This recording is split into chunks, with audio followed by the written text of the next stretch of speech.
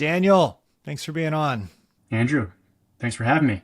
You are the CEO of Wert Company, which is a multi-decade design recruiting, especially design leadership recruiting firm. I'm just so excited to talk to you about some new research that we have, some findings that we have. Let's get into it. Always a pleasure. And yeah, happy to help. We had these findings that the demand for designers is high and the interest in design remains very high. What are you seeing from your side? And any like quantitative data that kind of like support what you're finding?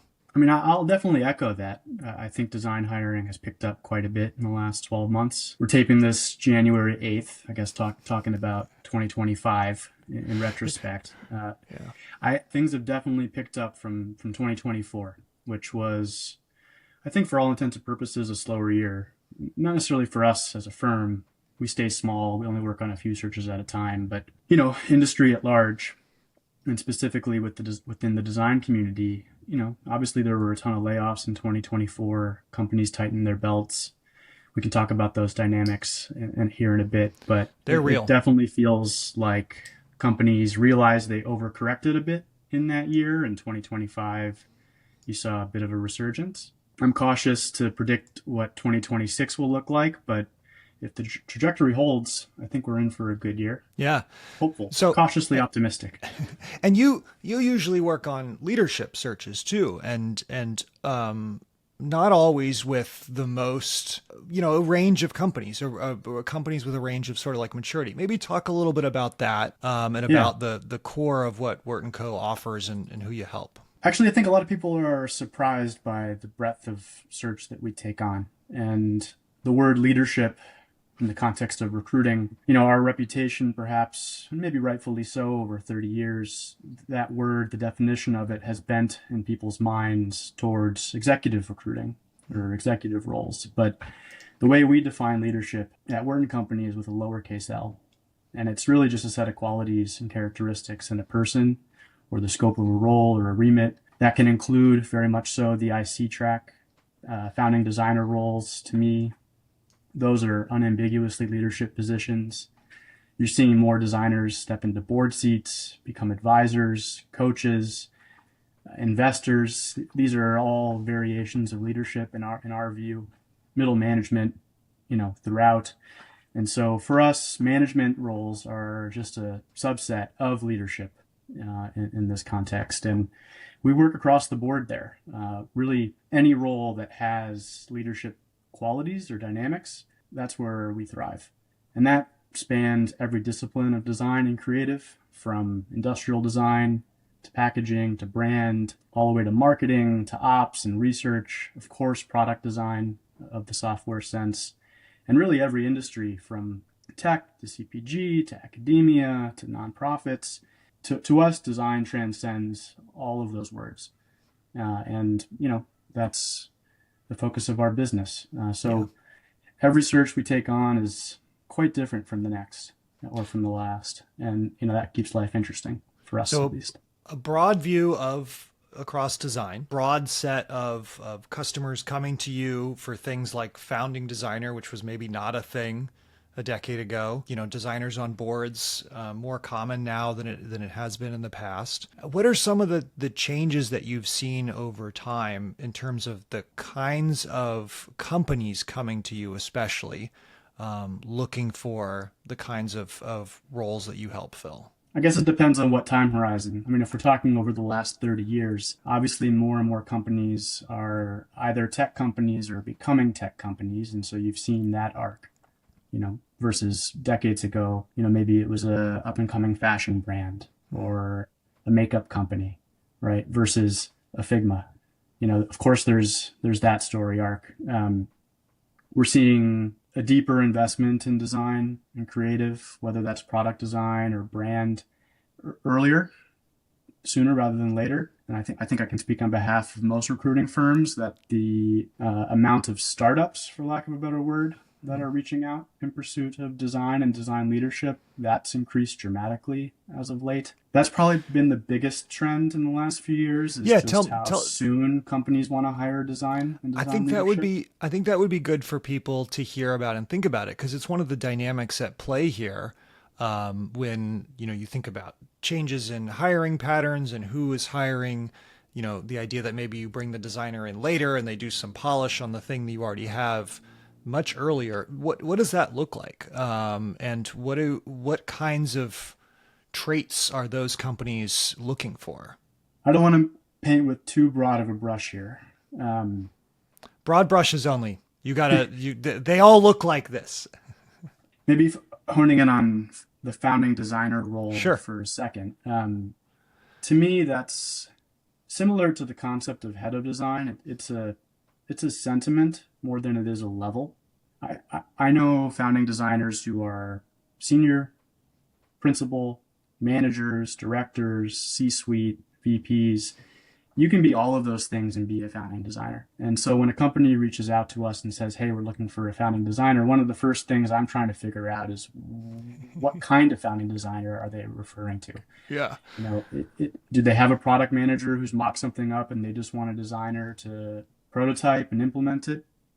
Or do they have a CEO with an idea and they want to find a design leader in the form of a founding designer who can take that abstract idea, help them translate it into a product, and then build a team to go execute?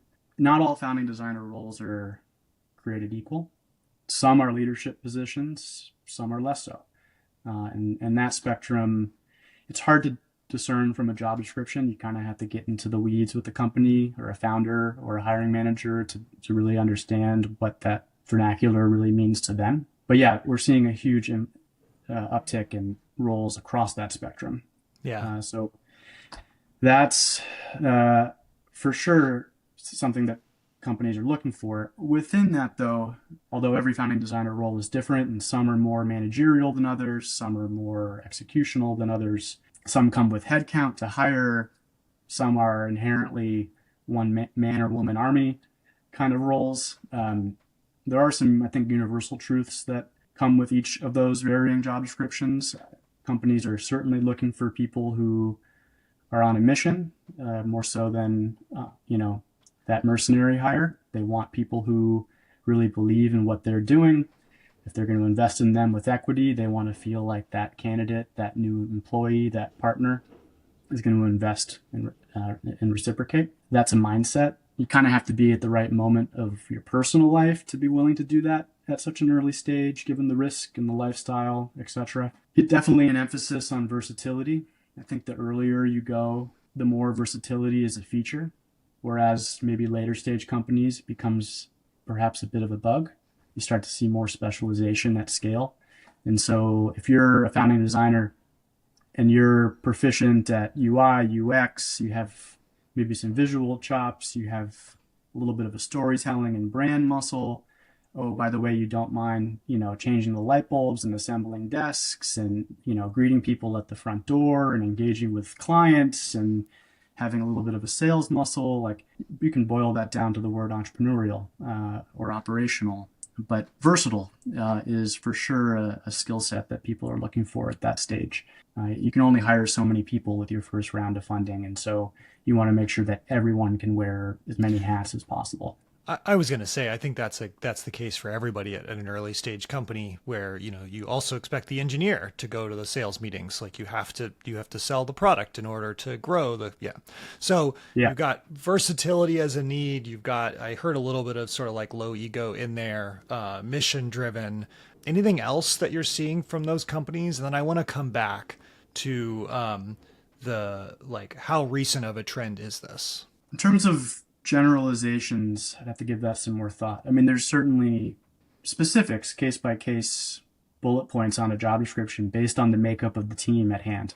If they have a really strong product leader, maybe product sense is a little bit less important in their eyes, right? If the company is more geared towards research and so far away from go to market, maybe engaging, in the sales flow, less important, right? So It really does depend. But yeah, ultimately, I think versatility is key. And that's not just about being entrepreneurial.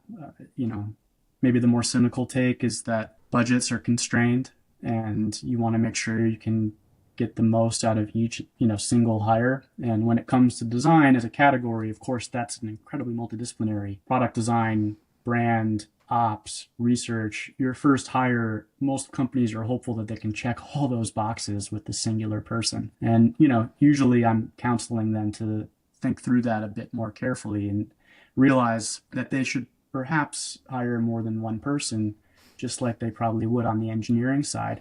They don't expect every engineer they hire or their first engineer to be the best at front end or back end or infrastructure or, across the whole stack. That should be true within design.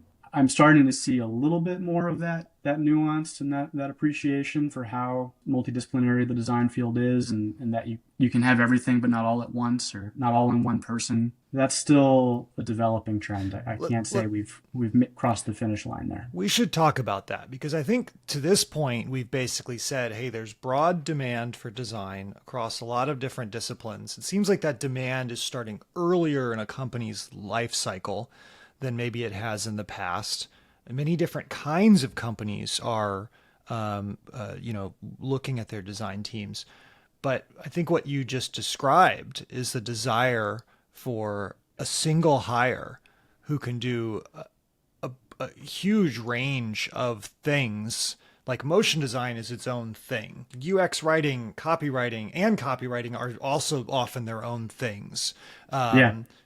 Design leadership is its own thing, often like managing a team. And I think you just described a desire from companies to get all of that stack, to get everybody or every skill within a single person. And I know that's something that you think a lot about, you're counseling clients about. How does that play into maybe the feeling in the market of like whether there is a lot of hiring happening or how tough it is to find work or how tough it is to find the right role? Just talk a little bit about the tension between those things, because I don't know if everybody's experience is that the market is strong. I think that some people's experience is that it is hard to find the next role or the right role. I think there's a ton of amazing people on the market that are probably struggling to find work because hiring managers are approaching their searches unrealistically. Those hiring managers, instead of trying to find that one quote unquote unicorn who can do these 3 to 5 things, if they instead said to themselves, okay, we're going to try to find 2 people, one who can do these things and one who can do these things, they'd probably map to the candidate pool a bit more easily. And thus those candidates would have more opportunities. It just comes down to misaligned expectations. That's probably built upon a misunderstood discipline. And hiring managers still being educated about what design is and how many different ways there are to be a designer and how many different types of designers it takes to assemble a team. Think of it more like Voltron. They all point to Apple and Figma and Airbnb and a few other companies that we hold in high regard when it comes to design. They're like, I want my company or product or brand to be like that, but I'm only willing to hire this one person. I empathize with the candidate pool.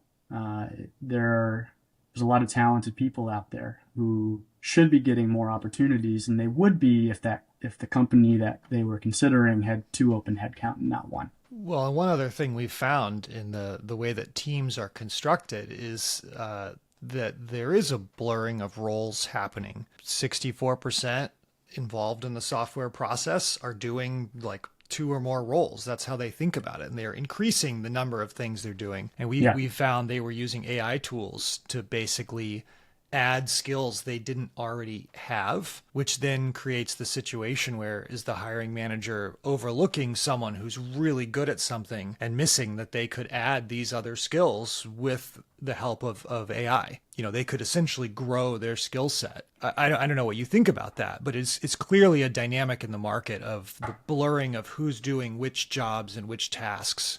And then who is, deeply trained in those things, because it's not the same.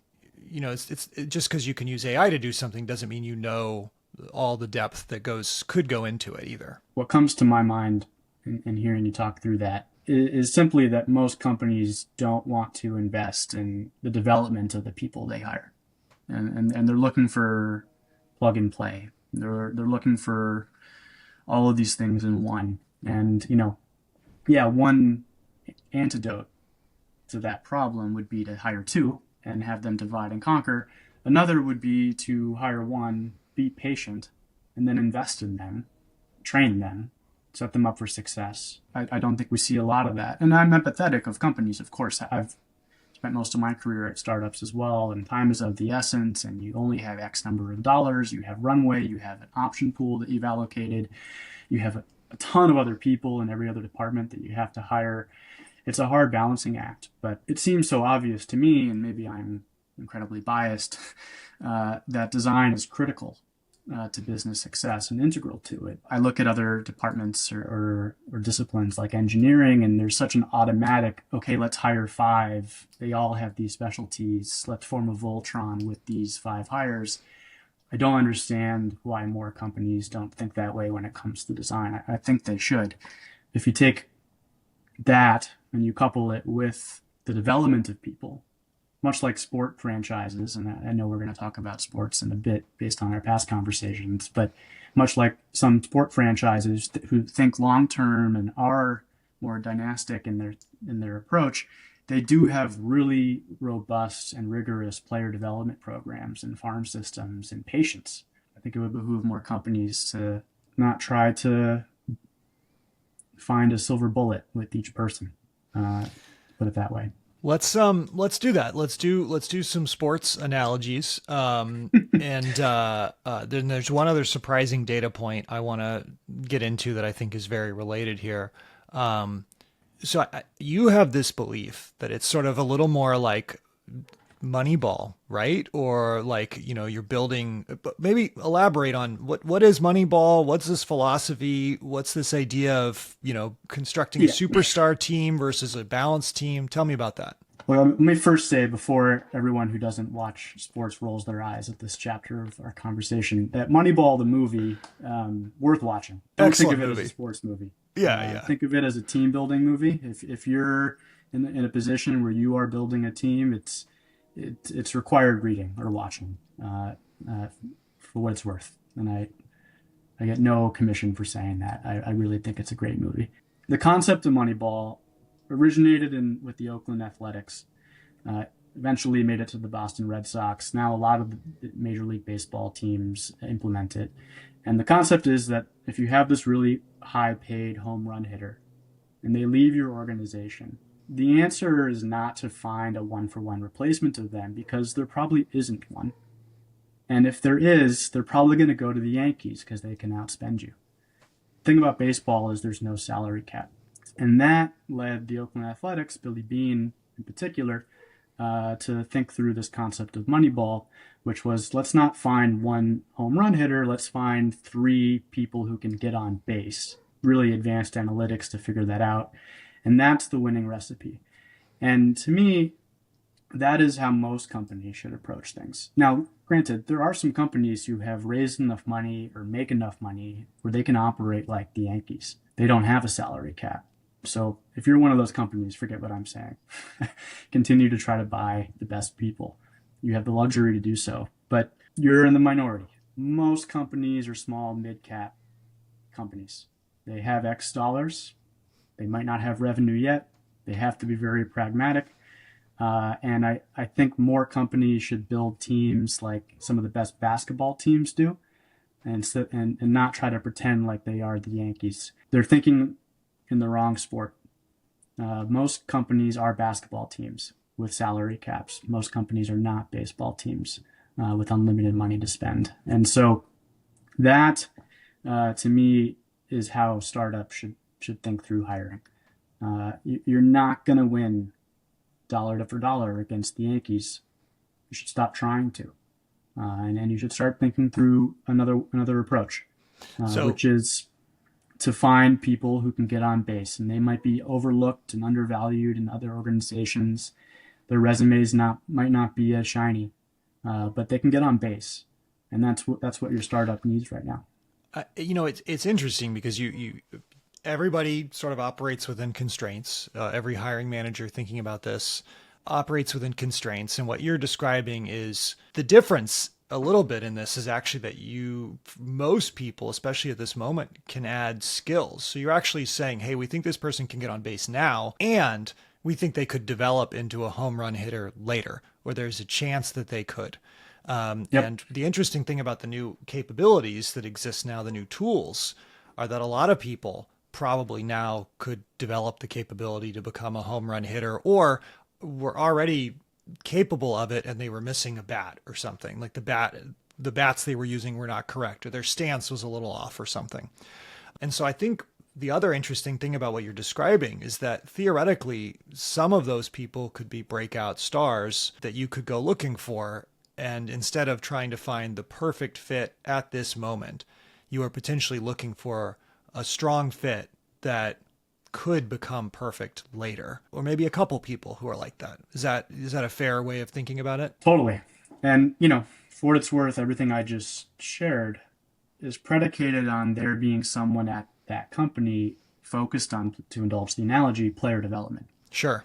And so, yeah, one of the things we've seen in the last few years is the flattening of organizations and kind of an erosion of middle management and people management and the skills inherent to that perhaps being less important. That makes it hard to approach things in the way that some sports teams do, but a la Moneyball.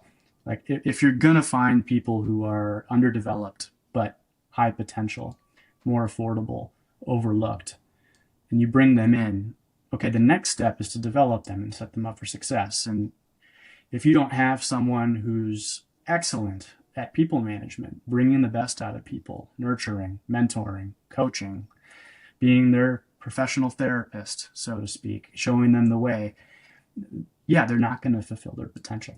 That Moneyball concept, it's linked to having great people managers. I think that's one of the things we saw shift perhaps back in the right direction. I don't know if it's a full pendulum swing or if there was an overcorrection that we've seen maybe just a slight recorrection from, but 2024, every org was flattened. If you were a middle manager in the market, that was a tough place to be.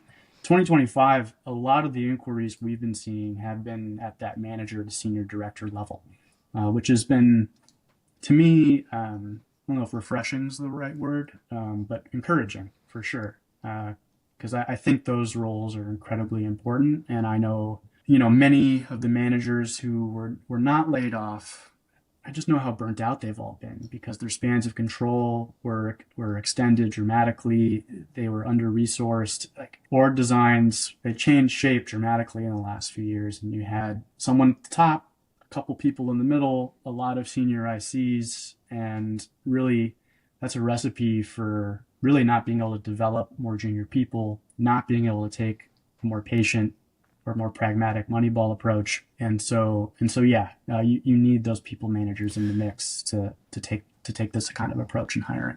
So that gets at the other, I think we just talked about sort of the misalignment in the market of where the demand versus the candidate pool. The other thing that we saw in our data that you're touching on here is the demand for senior ICs seems absolutely off the charts, very high.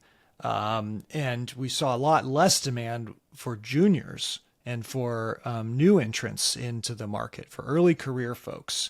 And in fact, it's something like 40% of the respondents to our survey said they had reduced their hiring of junior designers, of early career folks. And that was true even among the fastest growing companies.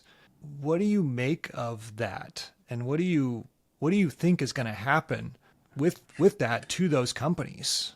I don't want to speak on behalf of all companies, obviously, but I think it's largely to do with what I just said, which is that there's not enough managers to mentor, and companies feel like they're in an arms race right now, or there's so much existential pressure, whether it's AI or funding or the stock market, that they don't want to take the time to invest in the long term. They have to win a championship right now to come back to sports.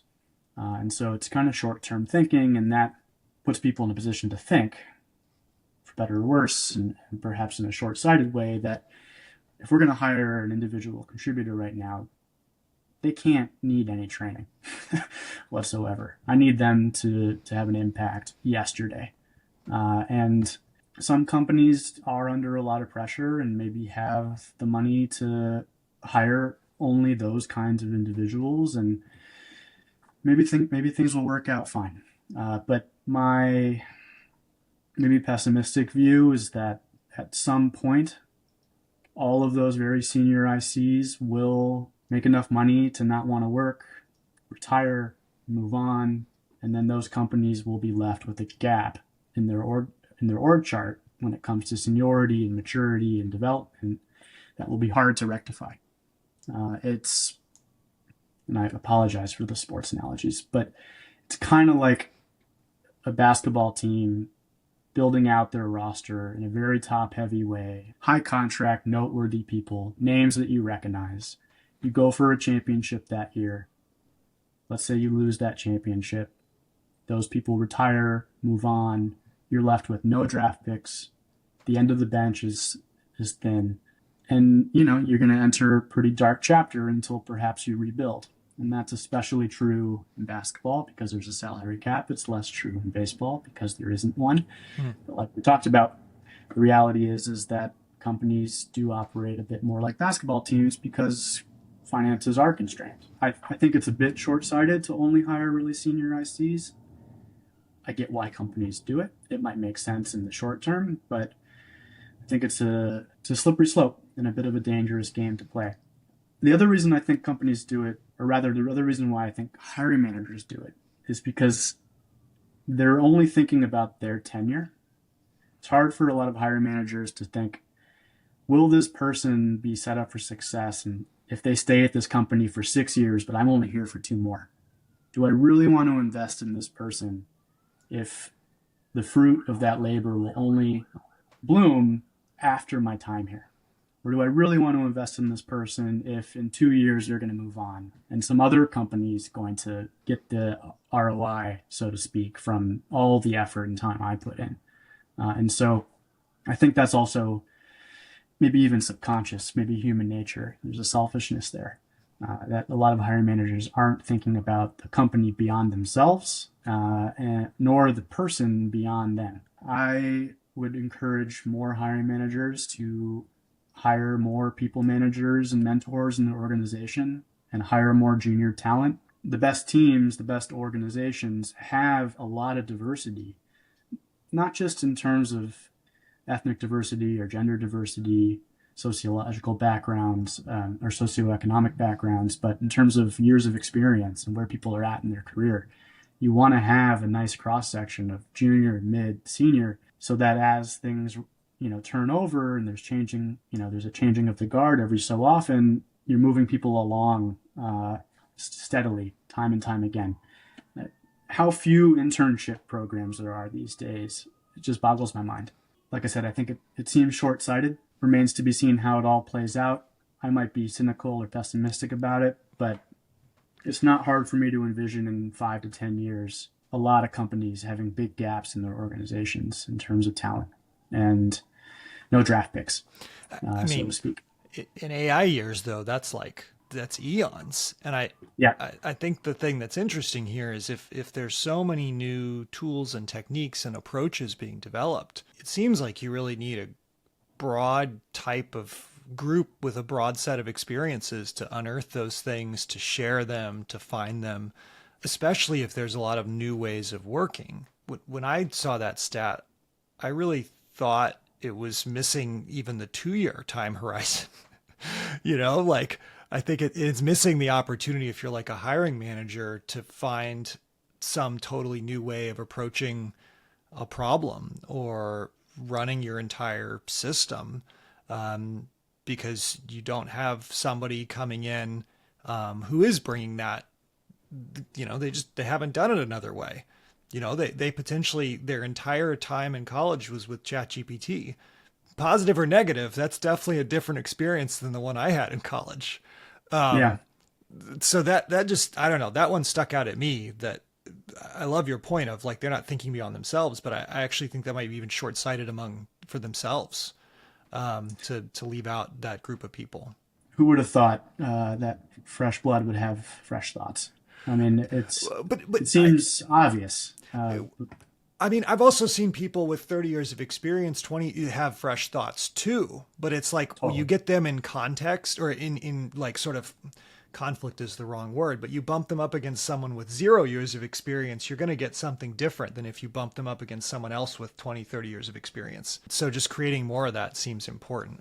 I love that point though about like think beyond your immediate need. The pressure is so existential and design is so important that you think this is the thing. I need to solve this now in exactly the right way. If companies have diversity goals, it should include years of experience. We talked a lot about the dynamics. We talked about some of what's going on.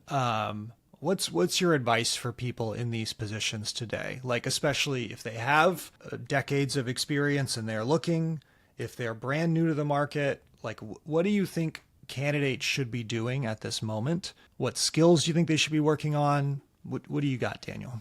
Well, what skills they should be working on, I mean, beyond maybe the low-hanging fruit of AI literacy, will depend on what their aspirations are. So again, I don't want to paint with too broad of a brush, but what candidates should be doing, and I'll try to frame this question and what I see candidates not doing enough of, is being vulnerable and getting themselves out there. And what I mean by that is there's a few ways to be vulnerable. One is to build in public and share your work, take the password off of your portfolio website, be open to critique, just push forward, iterate. But if you do so in the shadows, no one's going to notice you, obviously. And I think a lot of people, and this isn't just within the design community, a lot of people are shy, scared, nervous.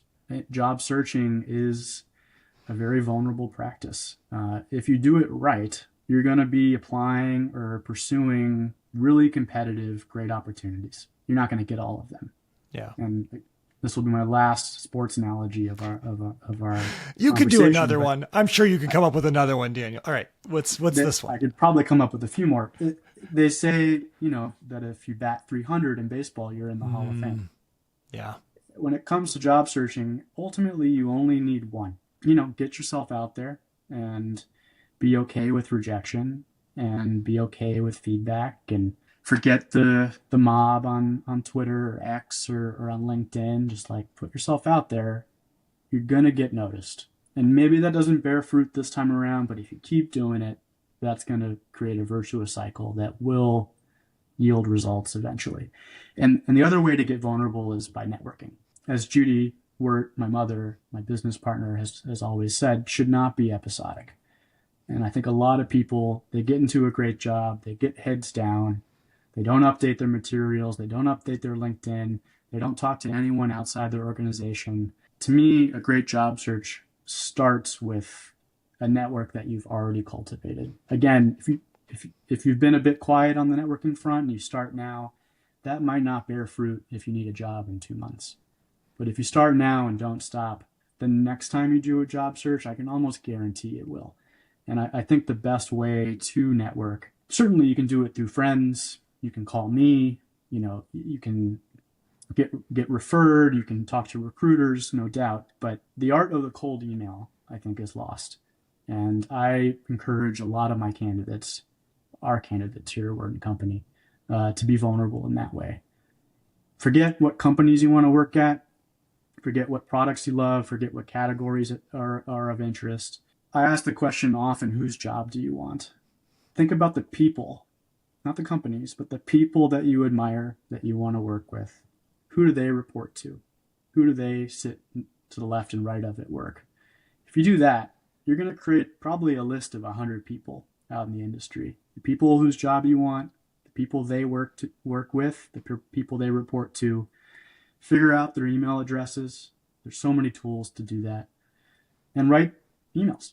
You don't need to do it in the context of something they're hiring for. Just say, I love what you're doing. Coffee, Zoom, Google Meet, what have you. Just put yourself out there. And again, only 10% of them might get back to you. But guess what? That's way more than zero.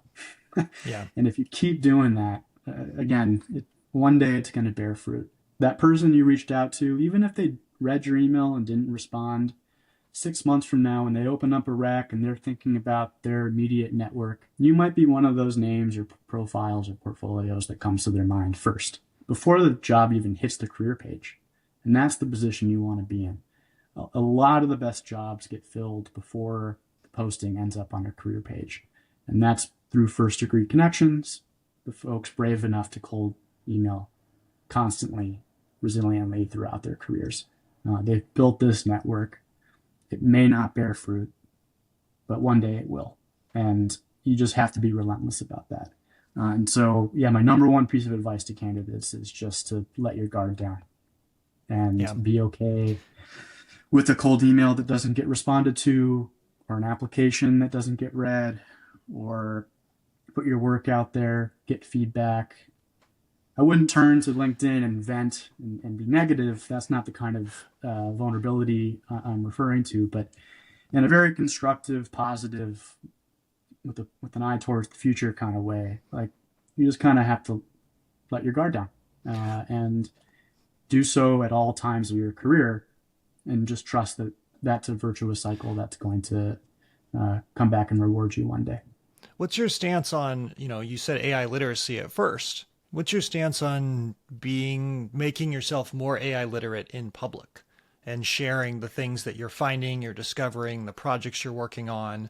Like, it seems like that's a natural thing. If that's the biggest thing people want to see, prove that you have it publicly. And then also that, essentially puts yourself out there. Would you like positive, negative, helpful, not helpful? No, totally helpful. I mean, it's no secret that AI, those letters are in vogue right now, and rightfully so. It's changing the world as we speak, and it's moving very fast. And there's just a ton of tools that make it very easy to build things that people can see. And so there's a lot of different approaches you could take in that regard, whether that's written thought pieces or, recording a video of you vibe coding this app. Like, there's so many different avenues you could take based on your role. Yeah. Whether you're a content designer or a writer or a brand designer or a product designer, you can approach this technology differently. But if you leverage it, you can let the world know that, either visually, orally, via writing, etc. So yeah, I wouldn't say AI is the only vehicle for being vulnerable or getting out there. But no secret that it's on everyone's mind right now. Certainly a skill set that companies are valuing. I don't think a lot of companies have figured out how to vet for it, but I know a lot of companies value it. I've heard a lot about side projects, people like being intrigued by AI use in side projects. Like, it's 100%. Almost like the indication that you have the drive to go do the thing and then share that publicly. Because like you said, they're trying to figure out even what they should be doing. Most organizations are still trying to sort it out. So you're this person who is like curious and pushing it forward. All of a sudden, that's a really different kind of conversation than like just a standard portfolio discussion. I mean, building in public aside, if you have a portfolio and you're asked to present to a company, and your case studies, if you've only worked at companies that have not leveraged AI, you're not going to have a case study that demonstrates what this AI oriented company that you're interviewing for is looking for. So what do? Build a case study off of some app you created at night. Same framework. What was the brief? What were your challenges? What was your team? Maybe your teammate was an agent. Yeah. What was the impact? What were the iterations? Why did you do this and that? Like, you can approach a personal project case study the same way you would a case study that's rooted in past employment.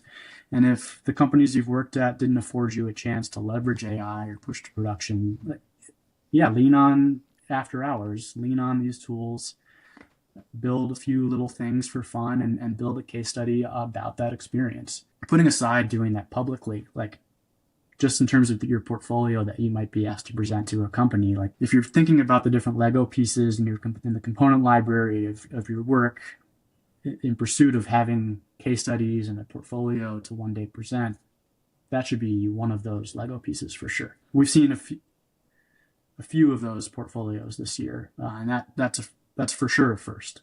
A case study about some little app they got into test flight. Yeah. Okay. So some advice for people within a navigating like a little bit of a difficult environment. And I know also like hiring managers are inundated with potential candidates. It's easier than ever to sort of like apply to things. That's probably not exactly in your, in your world, that's not quite the same because you're running these sort of curated searches. But it's Yeah. something I've heard from hiring managers that they're just sort of flooded with things that maybe are not the right fit for that job. What are you really like excited about with design today? Leaving aside the turbulent job market and leaving aside, it'd be great to have more mentorship and leadership. Like what's getting you excited about the design field? I think the bell curve in terms of quality, craft, visual delight, functionality, intuitiveness in terms of product design, that's going to shrink quite a bit. I think there's going to be so many amazing products out there, and not all of them are going to be built by corporations or companies. Many of them will be built by people, and I can imagine that manifesting into an Apple App Store like experience where you can just play with products that other people have built. I think Wabi is a startup and a perfect example of that. I think they're onto something. That's exciting. In terms of products, things flatten a bit. What will set companies apart if every product is equally awesome? The answer is probably brand, storytelling. They can't be equally awesome though, Daniel. Like that's the essence of differentiation is that there will be some new higher bar. Like I have to imagine. But short of that breakthrough in terms of Yeah. product design, the thing that will set, I think, a lot of products and businesses apart is the story that they tell Yeah. and the brand that they build and the emotions that they elicit. And one thing I'm really excited about is how many inquiries we received last year and already in the new year for brand creative. Again, harkening back to 2024, it felt like every opportunity out there was product design. Brand was being outsourced to agency. Research was being, depleted. If you're a product designer, you should do your own research. Operations went through a very similar storyline. And so, yeah, if we're talking about a world where every product is equally awesome, just for the moment, I think the thing that will set a lot of these companies apart is how much they invest in brand and storytelling. And to me, that's exciting. The other exciting thing, maybe this is because I love doing these kinds of searches, is that there's going to be a resurgence in industrial design related projects and products. Whether that's micro mobility or autonomous vehicles or robotics. We're seeing more industrial design these days, and I think that's good. I say that with some bias because I just love industrial design searches. But I am excited about that. I mean, I asked you what you were excited about. I didn't ask you about a prediction about what will happen. And the idea, I mean, it is fascinating to think about the idea of more like entities, in the physical world, like robotics. The robot vacuum is old news at this point, but what about all the other things that could be created and move around autonomously or semi-autonomously? And then what Yeah. about all the agents that could move around in the digital world? Like there's a lot of interesting things that then creates that are new interactions to be designed, I think, and new things to think through. I mean, robo vacuums are old news, but I just saw one that climbs upstairs. That's fairly new. That's new. And that's a symptom of a lot of investment in research and development in robotics. And it's one thing for it to work; it's another thing for it to look like a beautiful Yeah. accessory or object on my shelf or in my kitchen. Industrial design is going to have, I think, an awesome decade ahead. Or I should say, I hope. I love that. I love that energy, those thoughts.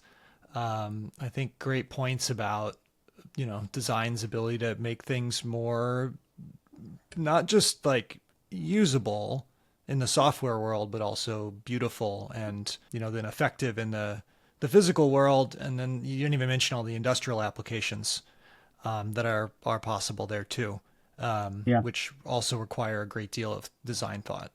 On that note, one thing I'd be remiss if I didn't say, even though, of course, we all love beautiful objects and how things look, I think you and I would both agree that design is equally about, if not more about, how things work, which goes back to that founding designer part of our conversation. I'd encourage more companies to invest in design sooner rather than later, not because they want their brands to look good or their products to look good, but because they want their products to work in the way that their users want them to. And that is at the root of design, and I think something that is still overlooked more than it should be. I'd like to say that there's a positive trend in that regard, but we'll see if the hiring plans, certainly of early stage startups, recognize that or reflect that moving forward. Yeah. I mean, you can be excited about it. Again, not predictions. I just asked what you were excited about. Daniel, amazing to have you on, get your perspective here, like the broad range of conversations that you're having, some of the conclusions, and some of the advice. Like, I just think that'll be really helpful for people. So thanks for joining. You're very welcome. Looking forward to the next one.